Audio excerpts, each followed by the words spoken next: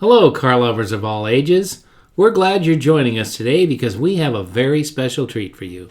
It seems that over the past few years, American Motors products, particularly those from the original muscle car era, have really taken off in popularity, which means their values keep going up too. At this year's Goodguys Speedway Motors Southwest Nationals, we met the young enthusiast who was awarded the Next Generation Award, sponsored by Goolsby Customs. The award is specifically given to any car enthusiast who embodies the love of vintage cars and, if capable, doing the design work, body work and paint, and also the mechanical work on their own car, and then driving it, showing it, and mixing it up with the more experienced car people. These aficionados must be under the age of 30 and must also be able to do everything else it takes to be a bona fide car guy or car girl. We met this year's winner, and when you see this feature, you'll agree that Goodguys and Goolsby Customs made the right choice.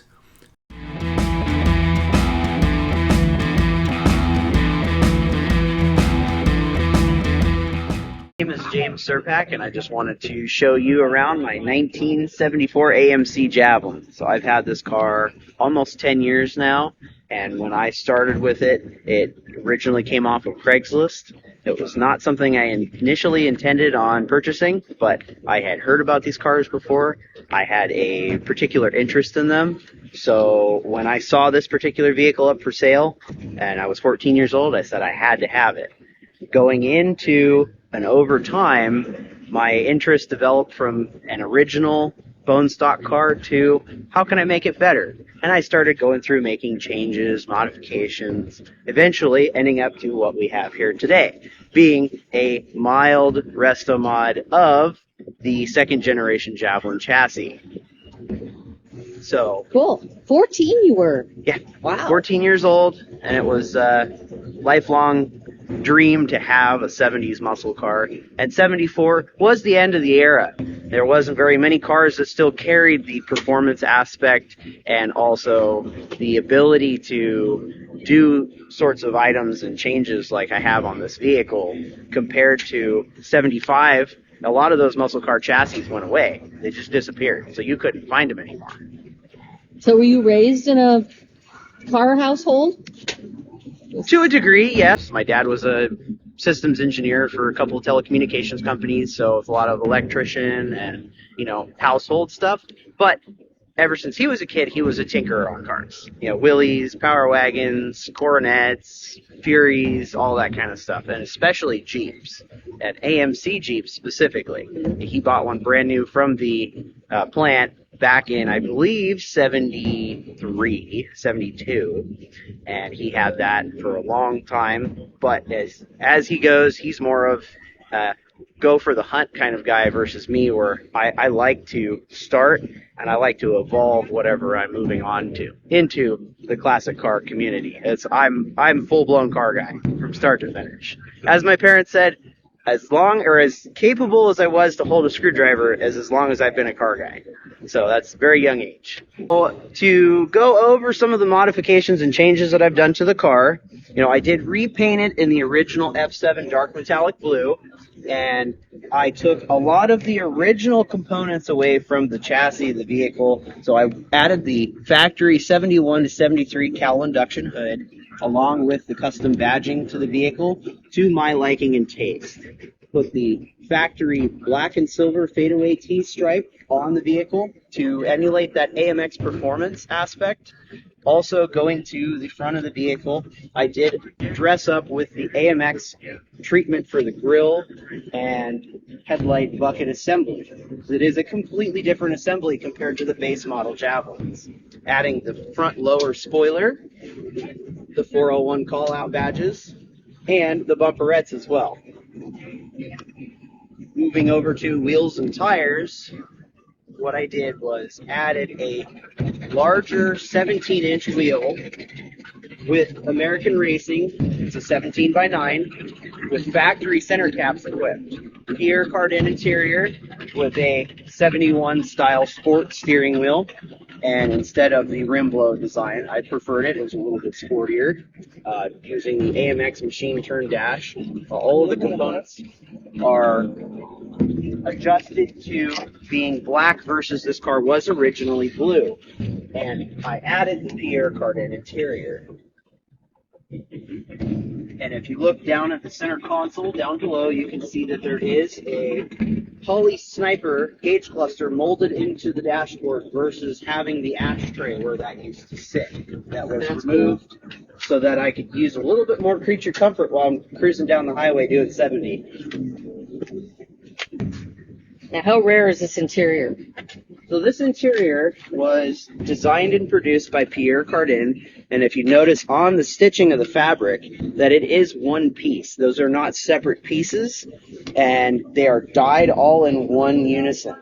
So they have stitching to emphasize on the color palette. They only ran it for a couple of years, 72 and 73, between the seats, the headliner, door cards, and the exterior badges. And it is made of a polyester material. There's, I believe, in 72, a couple thousand, and then 73, there were, I believe, about 3,500 cars produced with the Pierre Cardin interior. This being a 73 design with the three-piece bolster on the seat belt.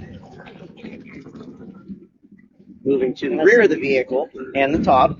So this car was originally equipped with the vinyl top that went all the way to the rear of the vehicle, and I was fortunate enough to have all of the trim with it. The top was removed when I purchased the vehicle.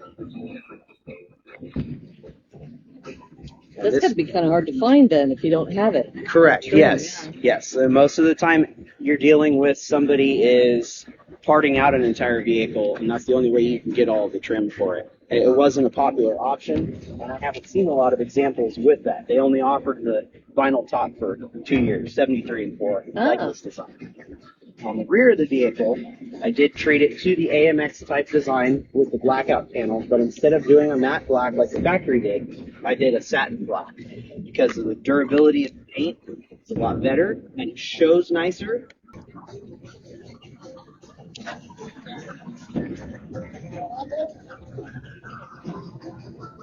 A lot of the design cues on this car I've tried to tie together with the vinyl top being black and then having the stainless trim. Same with the wheels. The wheels have that same accent, the stainless, aluminum, and it almost has that brushed look with the black accenting going to the striping. I tried to keep it as simplistic as possible on the exterior while also giving it that elegant yet sport car look. And as the original sales brochure said, or the dealer's promo, the sportiest sports car you can buy. That's right on the dealer brochure. You know, it was one of those things that I particularly enjoyed, and that's when everybody says, is it really a muscle car? No, it's not. It's a sports car. Going under the hood here, I've got my 1974, built November of 73, date-coded 401, and it originally was in a Jeep truck.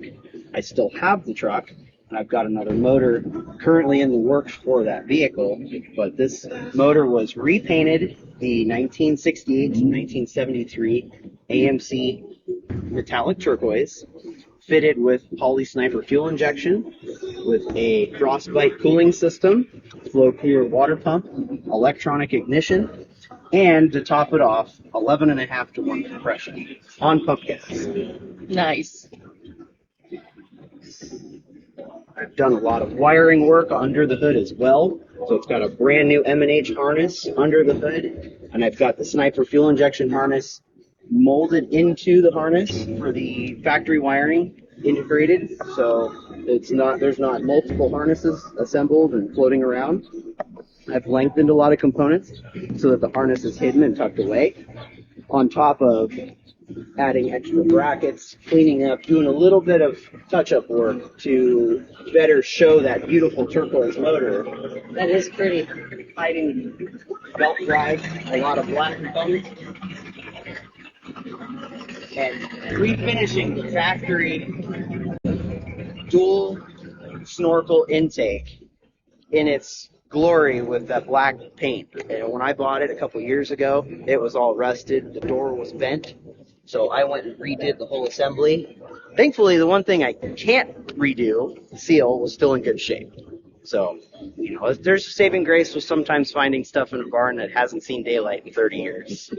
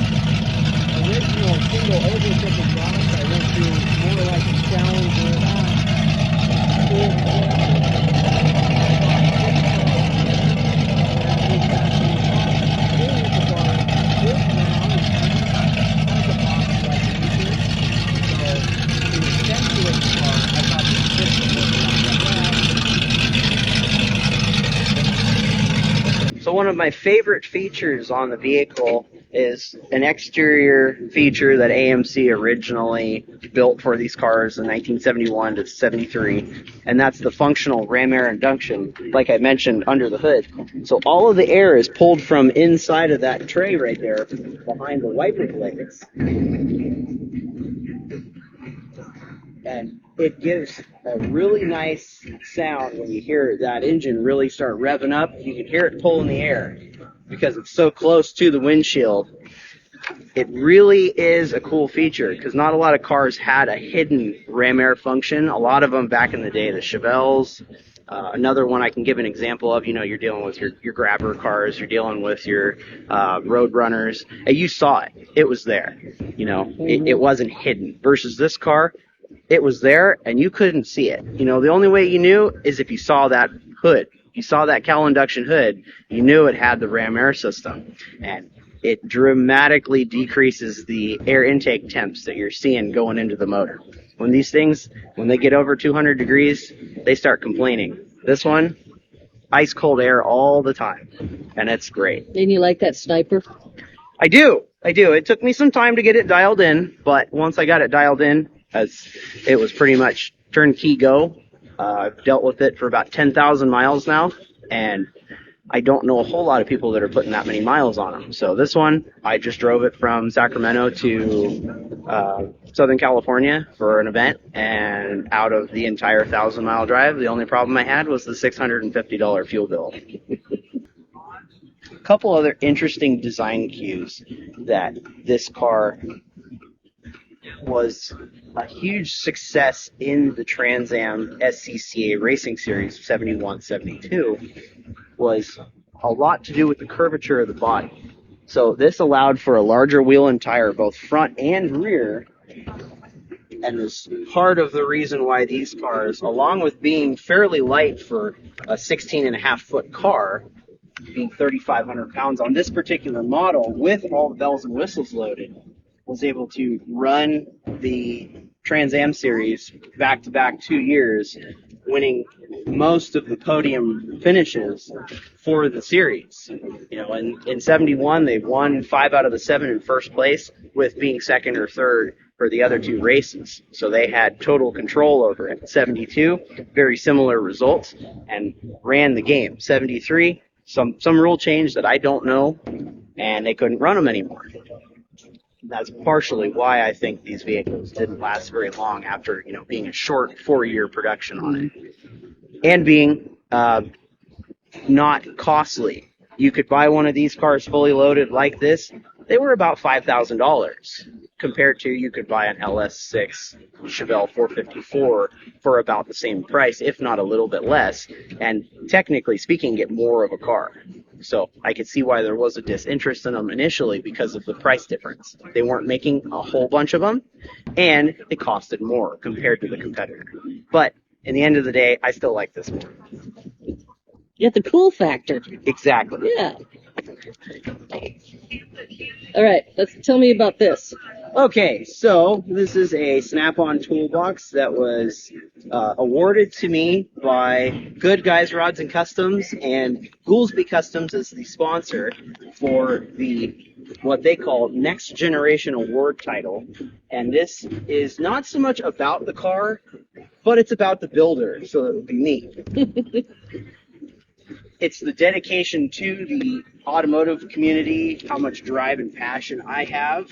You know, I'm always out at the local Cars and Coffee whenever I have a free chance, talking cars with people, go out, hang out. You know, if there's an event that I find is going to be cool, I'm usually at it. And I do a lot of traveling in regards to that, usually on the West Coast. I've been in the automotive industry as long as I've been able to carry a job, and I don't see myself going any other way in the industry. It's always going to be automotive. This is something I've been doing on this car for 10 years, and I've got lists and lists of projects to continue and keep me busy probably for the rest of my life. And it makes me think, you know, evolving from going to, I wanted it completely stock, to how it is today. If I were to have worked at the AMC R&D department and I wanted to produce a street legal Donahue car, what would it look like, how would it sound, and how would it drive? And this, in its early stages, how I picture what Donahue would have liked to see on the road. You know, I did get a chance to talk to a gentleman earlier this year who had claimed he worked with Donahue and his Group 15 racing team. And yeah, he walked around the car, he took a look at it, and he goes, "You're about 60% of the way there. You're still working, it looks like you need some frame reinforcements, but you've got the technology that we didn't have 50 years ago, and you're doing it." And that's what I like to hear. I look at it where I've got x-ray cutouts of the car, I've got all the tech spec books, documents. I could take one of these cars apart by myself with no intervention, just got some music in the background, put it back together, and go and drive it to LA, no problem. It's something that, as far as this chassis goes, I'm very dedicated to, specifically the 71 to 74 car. Very good. I appreciate it. Thank you. Thank you very much for your time. This is just gorgeous. It's a pleasure to be out here. You know, I'm honored on behalf of not only, you know, all the friends that I have that listen to me talk about the car, my family. They've been listening to me talk about this car for 10 years. You know, I'm thanking all of them. Same thing, all the coworkers and my boss. I talk about this thing all the time. I do a lot of social media with it. So it's a huge appreciation for everybody that I know and anybody that is willing to listen to my story on this very unique car that started out life as just a regular car and was destined for the junkyard. And I pulled it back from that out of life mentality and gave it a second life. And it seems to be doing very well. Congratulations to James, and our thanks to him for the time he spent with us at the show. Not only is it a really well done car, it's also been carefully thought out for better appearance, performance, handling, and braking too. These Javelins are really attractive cars, and the wheel flares are designed for much bigger tires than stock, right from the factory. James's car is personalized very subtly to reflect his taste, and when spending time with the car, we'd say it's the perfect balance between bone stock and an all-out custom car.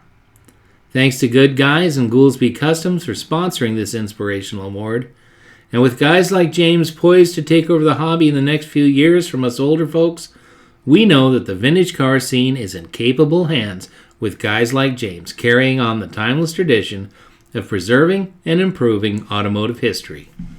So what do you guys think of this award-winning last year AMC Javelin? Have you seen it in person, since it's often taken to California events under its own power and not on or in a trailer? Let us know in the comments. We've also linked other AMC products for you to experience. Check them all out. Next week, we're back with another new episode. This time, it's a faithfully restored 1977 Chevy Nova police car. It's a great car, and as you'll see, its current owner shows it as often as possible. You don't want to miss this one. We'll see you then, and remember, Please be careful out there.